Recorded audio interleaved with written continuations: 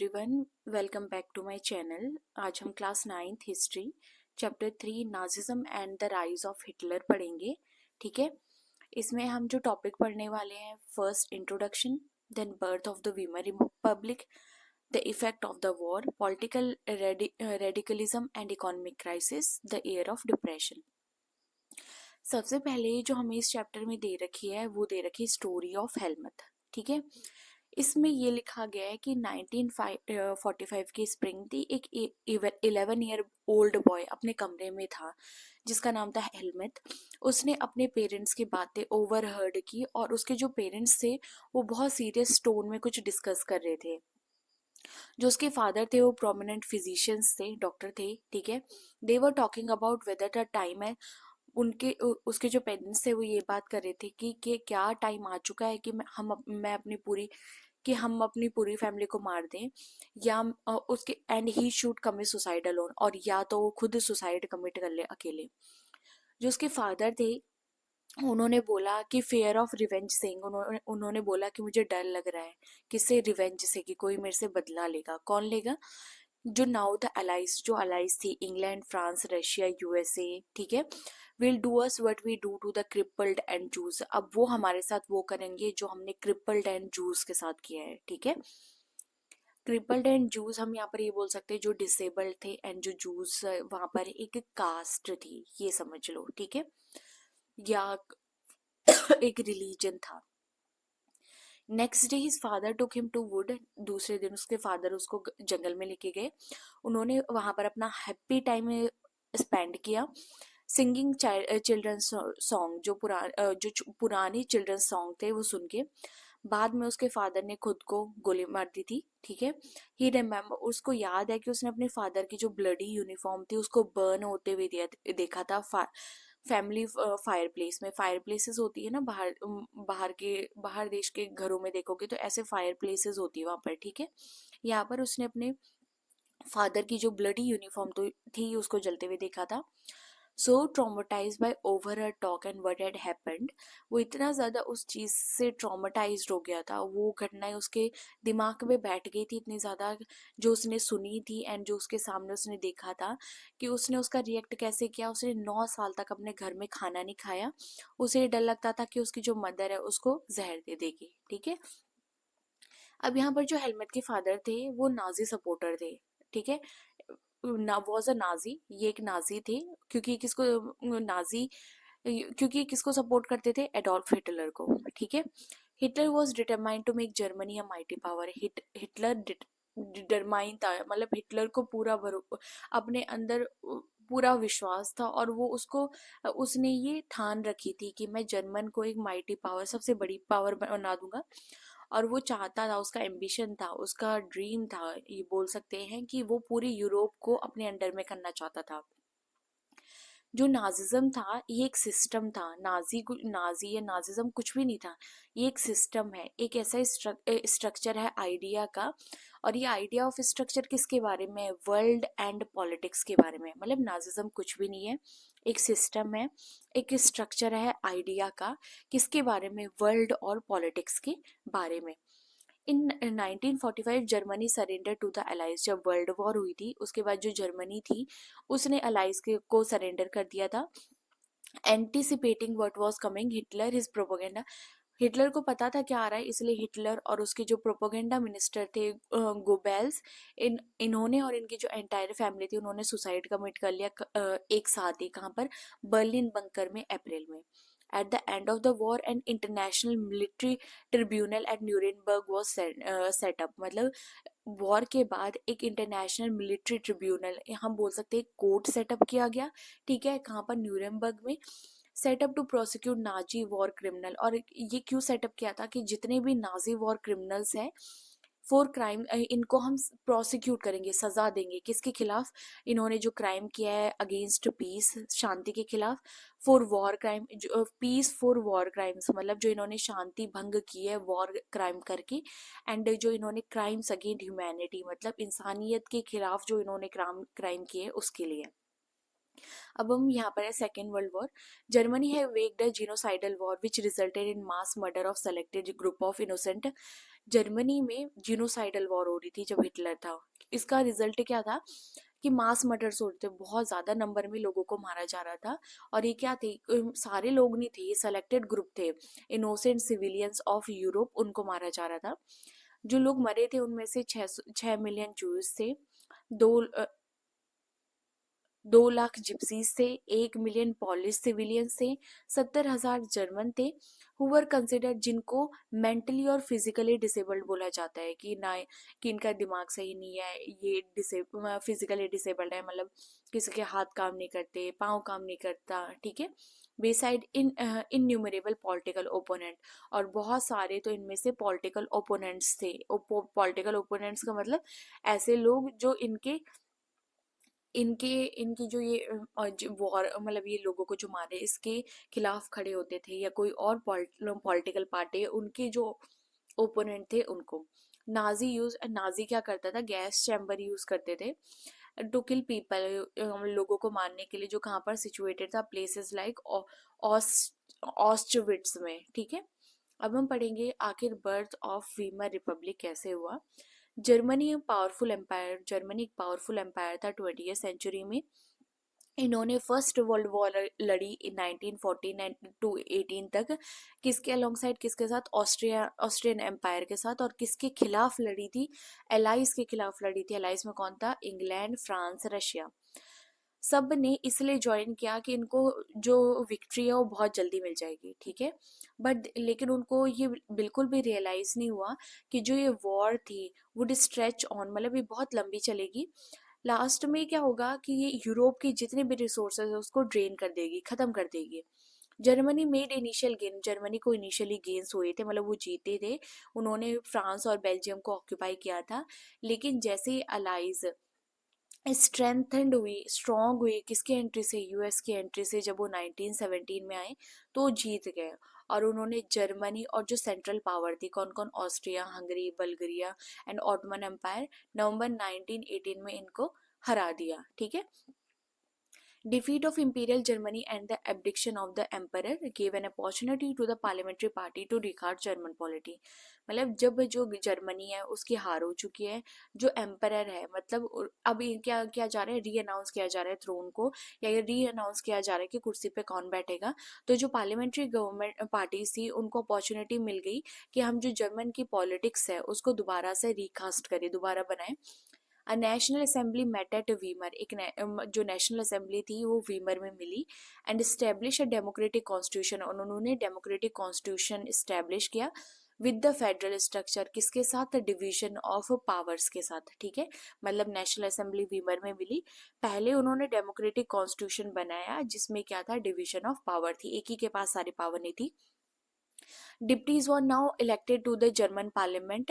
Deputies जो थे अब वो जर्मन पार्लियामेंट में इलेक्ट होते थे रिच टैंग में, on the basis of equal and, अभी किसके बेसिस पे होते थे, equal and universal vote cast by, जो इक्वल एंड सब ने वोट डाला है, जितने भी एडल्ट्स हैं उन्होंने, इंक्लूडिंग वुमेन ने, वो इनको क्या करते थे, वोट करते थे, ठीक है।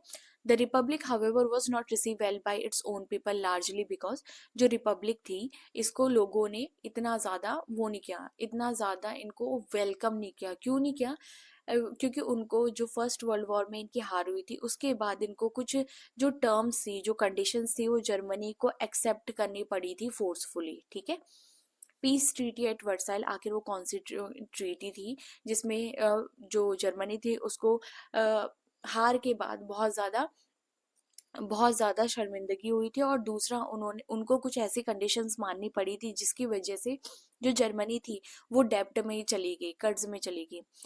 Piece treaty at Versailles with the allies was harsh and humiliating, जो पीस ट्रीटी हुई थी वर्साइल में अलाइज के साथ, जो वो बहुत ज्यादा हार्श थी, कठोर थी, एंड ह्यूमिलेटिंग थी, मतलब बहुत ज्यादा इनको ह्यूमिलिएट किया था, वहां ह्यूमिलिएट किया गया था। जर्मनी ने अपनी जितनी भी ओवरसी कॉलोनीज है उनको लॉस्ट कर दिया था। 10th ऑफ इट्स पॉपुलेशन को लॉस्ट कर दिया था।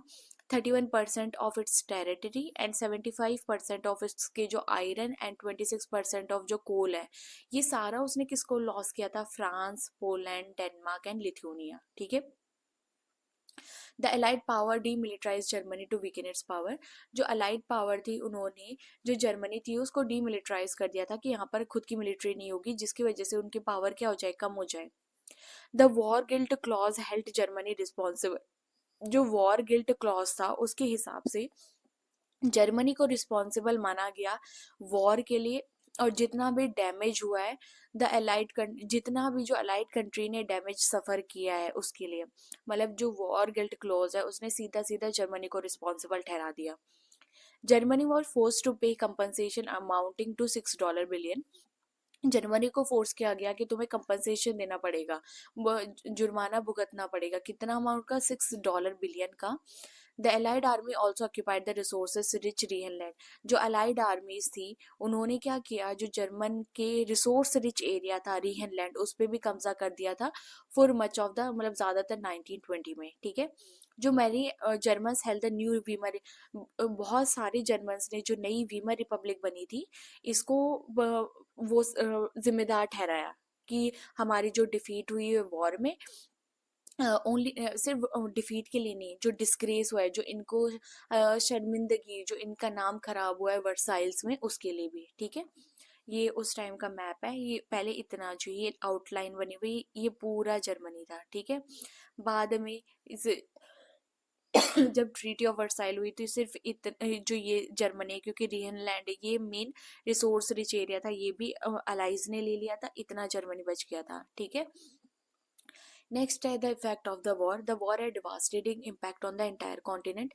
जो वॉर था उसका बहुत बड़ा इम्पैक्ट पड़ा था पूरे कॉन्टिनेंट पे, चाहे हम फिजियोलॉजिकली देख ले और चाहे हम फाइनेंशियली देख ले, ठीक है। From a continent of creditor, पहले ये क्रेडिटर थे जो पैसा देते थे, लेकिन आज के टाइम पे यूरोप क्या बन गया था, डिबेटर बन गया था, ये खुद ही कर्ज में चला गया था, ठीक है।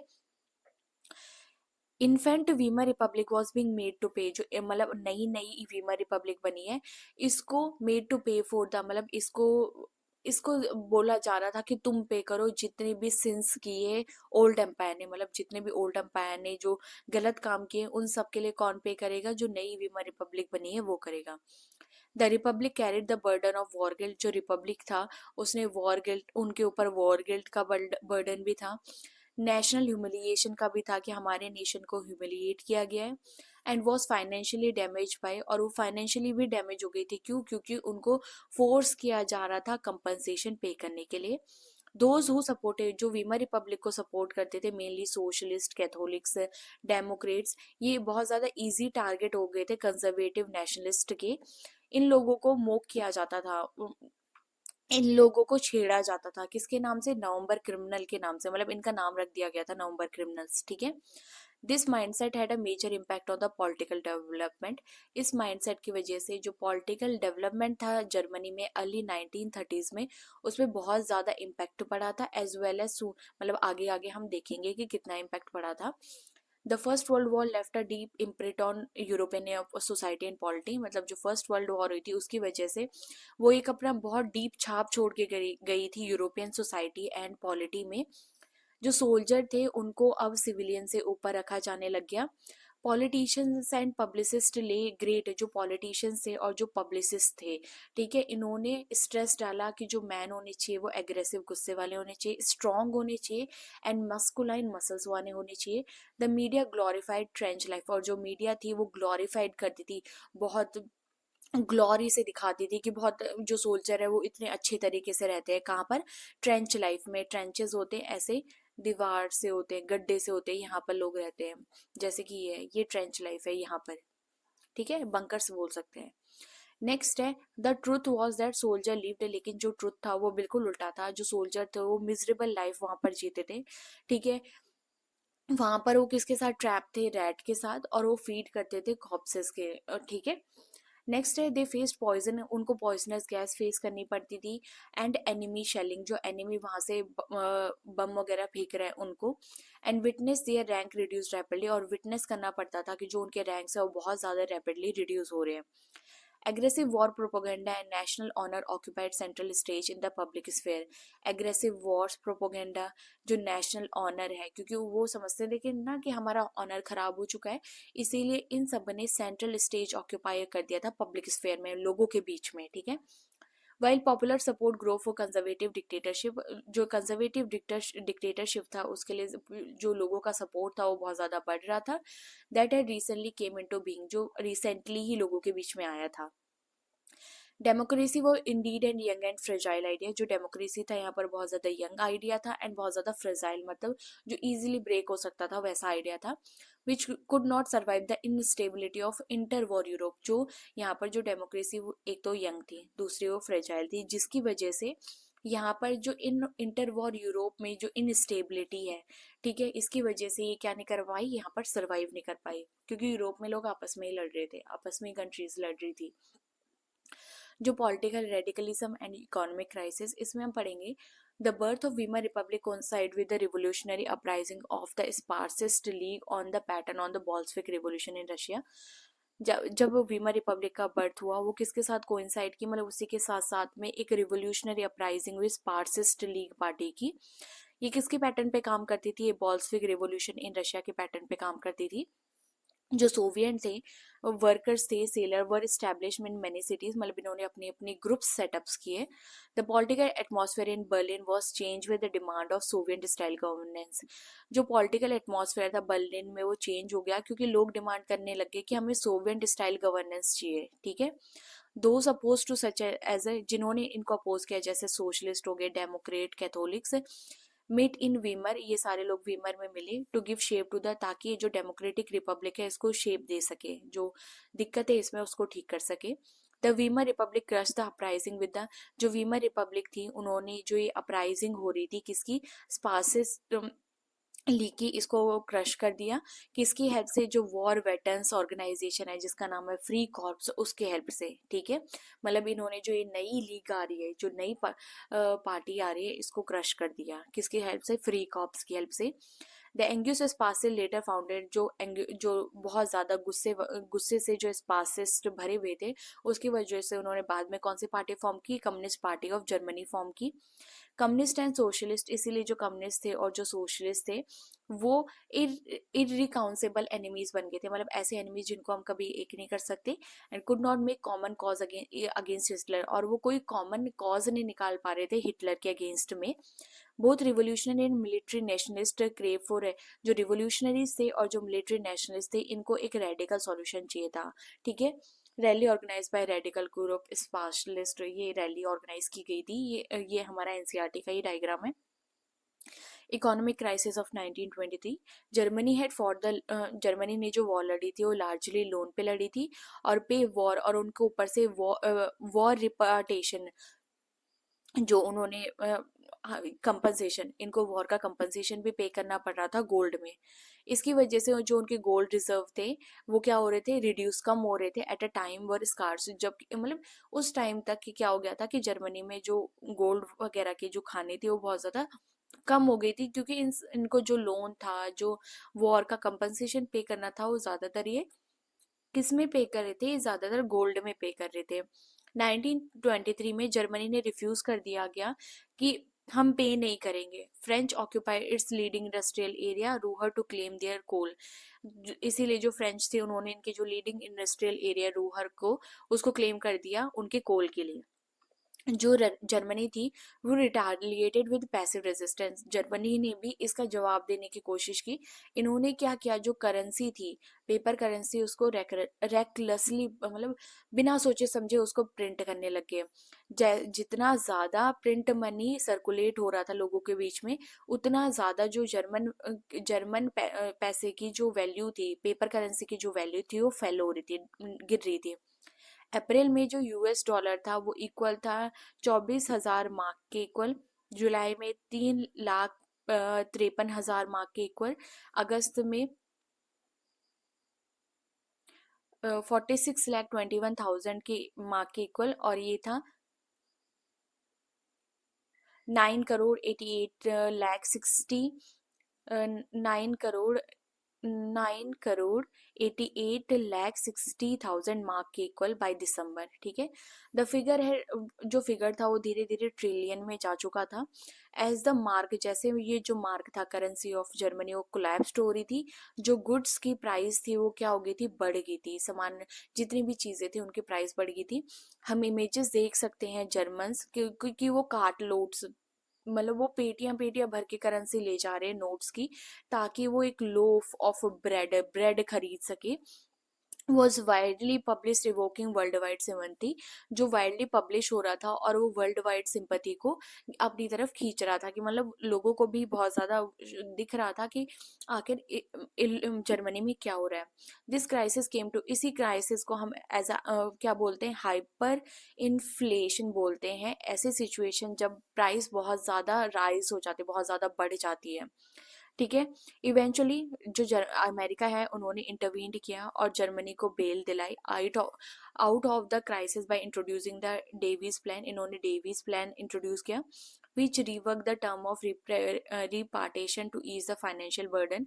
जिन्होंने जो फाइनेंशियल बर्डन था जर्मनी पे उसको क्या किया, कम किया। ईयर ऑफ डिप्रेशन, आखिर ईयर ऑफ डिप्रेशन क्या था। Year 1924 and 1928 saw some stability, कुछ स्टेबिलिटी देखने को मिली, लेकिन जो स्टेबिलिटी थी ये बिल्ट ऑन सैंड थी, मतलब सैंड पे बिल्ट थी, कभी भी खत्म हो सकती थी। जो जर्मन इन्वेस्टमेंट थी और जो इंडस्ट्रीज थी वो रिकवरी हो रही थी। और ये किस पे डिपेंड थी, ये टोटली डिपेंड थी, जो शॉर्ट टर्म उन्हें लोन मिल रहा था लार्जली कहाँ से, यूएसए से।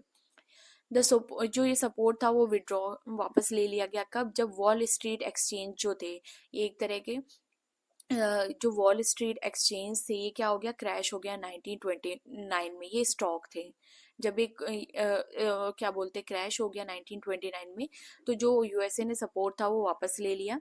Fearing a fall in prices, इनको डर लग रहा था कि फॉल इन प्राइसेस होंगे। पीपल मेड फ्रैंटिक एफर्ट, मतलब इन्हें पता था कि स्टॉक के प्राइसेस कम होंगे, इसीलिए लोगों ने एफर्ट किया हम ज्यादा से ज्यादा जो शेयर्स है उनको बेच दें।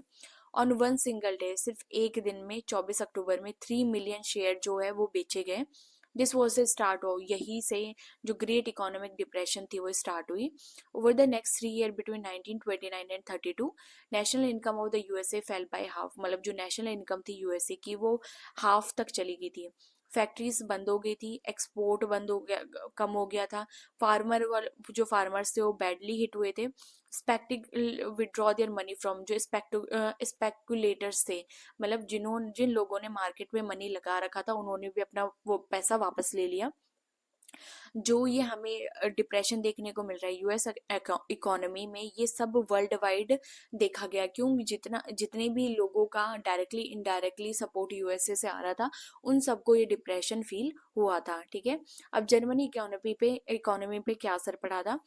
सबसे ज्यादा जो वर्स्ट हिट हुई थी वो जर्मनी की इकोनॉमिक थी।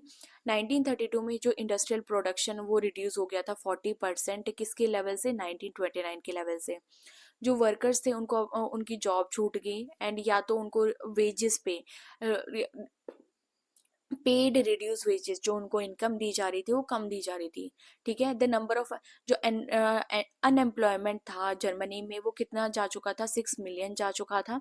ऑन द स्ट्रीट, जगह स्ट्रीट्स पे, सड़कों पे हम देख सकते हैं जो मैन है उन्होंने अपने गले में प्ले कार्ड डाल रखा है, ऐसे कार्ड्स डाल रखे हैं, और ऐसे जिनको गले में ऐसे डाल रखा है, ये प्ले कार्ड्स डाल रखे हैं और इन पे लिख रखा है willing to do any work, कि मैं कोई भी काम कर सकता हूँ। अनएम्प्लॉयड यूथ, जो अनएम्प्लॉयड यूथ थे वो कार्ड प्ले करते थे, या वो सिंपली स्ट्रीट के कॉर्नर्स में बैठ जाते थे और डेस्परेटली क्यू अप एंड और लोकल एम्प्लॉयमेंट एक्सचेंज के बाहर लंबी लंबी लाइनों में खड़े हो जाते थे, कि ताकि हमें कुछ तो काम मिले। जैसे जैसे जॉब डिसअपियर हो रही थी, young youth took to criminal activities, इन्होंने क्रिमिनल एक्टिविटीज की तरफ ले लिया। And total disappear become common place, मतलब लोगों के अंदर अब होप्स ही नहीं थे। ठीक है, the economic crisis create deep anxieties and fair, जो लोगों के बीच में इन्होंने एंजाइटीज एंड फेयर, लोगों को डर लगने लग गया था। जो मिडिल क्लास से, स्पेशली सैलरीड एम्प्लॉयज और जो पेंशनर थे, वो उनको साफ अपने सामने दिख रहा था कि जितनी भी उनकी सेविंग्स है वो खत्म हो रही है, जब करेंसी ने अपनी वैल्यू को क्या किया, लॉस्ट किया। जो स्मॉल बिजनेसमैन थे, सेल्फ एम्प्लॉयड थे, और जो रिटेलर्स थे, इनको भी बहुत ज़्यादा सफ़र करना पड़ा जैसे जैसे इनकी जो बिजनेस है वो ख़राब होते गए। जो सोसाइटीज़ थी वो फिल्ड विद फेयर ऑफ प्रोलिटराइजेशन। अब इनको क्या, मतलब जो सोसाइटी थी उसमें मेन लोगों को क्या फेयर था, उनको मेन फेयर ये था कि हमें एम्प्लॉयड से किस पे, वेजेस लेबर पे डाल दिया जाएगा। मतलब हमें इन्होंने एम्प्लॉय कर रहा है, ये हमें इनकम देते हैं, लेकिन ये अब हमें कहाँ, जो वेजेस लेबर होते हैं, डेली वेजेस लेबर, उनके हमें एम्प्लॉयड से ये वेजेस लेबर पे डाल देंगे, जहां से ये हमें कभी भी हटा सकते हैं। वेजेस लेबर का क्या होता है, अगर उनको जरूरत पड़ेगी तो रखेंगे, नहीं रहेगी तो निकाल देंगे, ठीक है। An anxiety of being reduce to the rank of the working class, जैसे इनको इनको एंजाइटी हो रही थी, डर लग रहा था कि इनको रिड्यूस कर दिया जाएगा वर्किंग क्लास की रैंकिंग पे। और वर्स स्टिल, और वर्स क्या हो सकता है कि इनको अनएम्प्लॉयड जॉब ही छोड़नी पड़ेगी। Only organise worker could manage, जो ऑर्गेनाइज वर्कर थे सिर्फ वही मैनेज कर पा रहे थे कि वो अपना हेड हाई रख सके, कि मतलब थोड़ी बहुत इनकी कंडीशन अच्छी थी। लेकिन जो अनएम्प्लॉयमेंट जैसे जैसे वीकेंड हुआ, जो उनकी बार्गेनिंग पावर थी वो भी क्या हो गई, कम हो गई, ठीक है। वीकेंड जो अनएम्प्लॉयमेंट थी उनकी वजह से इनकी बार्गेनिंग पावर भी क्या हो गई, कम हो गई। जो बिग बिजनेस थे वो भी क्या थे, क्राइसिस में जा चुके थे। The large mass of peasantry was affected by साल्फ, जो फार्मर्स थे वो बहुत लार्ज नंबर में अफेक्टेड हुए थे, क्योंकि एग्रीकल्चर के जो प्राइसेस थे वो फॉल हो चुके थे। And womens unable to fill their, और जो वुमेन्स थी वो अपने बच्चों का पेट नहीं भर पा रही थी। ये सारे सेंस ऑफ डीप डिसअपियर, मतलब ऐसे सेंस में जहां पर इनके पास कोई होप नहीं है वहां पर जा चुके थे। Polity to the Weimar Republic, politically जो वीमर रिपब्लिक थी वो भी फ्रेजाइल थी, कभी भी टूट सकती थी। द वीमर कॉन्स्टिट्यूशन, जो वीमर कॉन्स्टिट्यूशन थे उसके अंदर भी कुछ डिफेक्ट थे, विच मेड, जिसकी वजह से जो ये थी, जो वीमर रिपब्लिक कॉन्स्टिट्यूशन था वो अनस्टेबल बना और वल्नरेबल टू डिक्टेटरशिप, के यहाँ पर कोई डिक्टेटरशिप आ सके उसके वल्नरेबल बन गया था। One was proportional representation electoral system in which party gain, यहाँ पर एक पॉइंट ये भी था कि यहाँ पर प्रोपोर्शनल रिप्रेजेंटेशन था, जो इलेक्ट्रोल सिस्टम था in which party gain seat, जिसमें पार्टीज को सीट मिलती है, ये प्रोपोर्शनल था number of vote cast for them, कि उनको कितने वोट्स दिए गए हैं, ठीक है। This made achieving a majority by any one party, इसीलिए यहाँ पर क्या होता था कि यहाँ पर ये प्रोपोर्शनैलिटी हुई थी, होती थी, मतलब इलेक्ट्रोल सिस्टम में पार्टी को उतनी ही सीटें मिलती थी जितनी उनको वोट कास्ट फॉर देम, मतलब प्रोपोर्शनैलिटी होती थी कि पार्टीज इज प्रोपोर्शनल टू कितने उनको वोट मिले, जिसकी वजह से कभी भी जो यहाँ पर किसी को नियर मेजोरिटी नहीं मिलती थी, ठीक है। इसीलिए इनको कोलिएशन गवर्नमेंट बनानी पड़ती थी, कि दो पार्टीज को मिलकर गवर्नमेंट बनानी पड़ रही है। अनदर डिफेक्ट वॉज, दूसरा डिफेक्ट था आर्टिकल 48, जिसकी वजह से प्रेसिडेंट को ये पावर थी वो कभी भी इमरजेंसी इम्पोज कर सकता है, सस्पेंड सिविल राइट्स कर सकता है, एंड रूल बाय डिक्री, अपनी मर्जी से रूल कर सकता है, ठीक है। With in it short life, जितनी भी रिपब्लिक की शॉर्ट लाइफ थी, 20 डिफरेंट कैबिनेट, जो 20 डिफरेंट कैबिनेट्स थे वो एवरेज सिर्फ 239 डेज रहे। एंड जो लिबरल यूज एंड जो आर्टिकल 48 था उसका अपनी मर्जी से यूज किया गया। Yet the crisis could not be manage, लेकिन उसके बाद भी क्राइसिस को मैनेज नहीं किया गया। पीपल लॉस्ट कॉन्फिडेंस, लोगों का जो कॉन्फिडेंस था वो खत्म हो रहा था in democratic parliamentary system which seem to be offer no solution, जिसकी वजह से उनको कोई सॉल्यूशन नहीं मिल रहा था। Thank you for watching. अगर मेरी वीडियो अच्छी लगी हो तो like share and subscribe, and again thank you.